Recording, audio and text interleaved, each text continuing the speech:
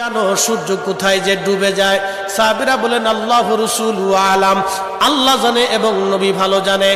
আল্লাহ নবী বললেন, সাহাবীরা রে, সূর্য যেতে যেতে আরশে মুআল্লার নিচে যায় আল্লাহকে সেজদা দিয়া সুবহানা রাব্বিল আলা বলে সূর্য পড়তে থাকে, আর সুবহানা রাব্বিল আলা বলে সূর্য তাসবিহ পড়তে থাকে, আর বলে হে রব, আপনি যদি অনুমতি দেন পৃথিবীবাসীর জন্য আবার আলো নিয়ে ফিরে যাব, আর অনুমতি যদি না দেন আমি আপনার কুদরতি কদমে সেজদায় পড়ে পড়ে কাঁদতে থাকব।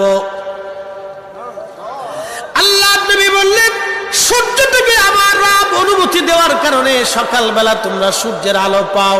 কিয়ামতের পূর্ব সময় অনুমতি দেবে না, দেবে না, দেবে না, দেবে না।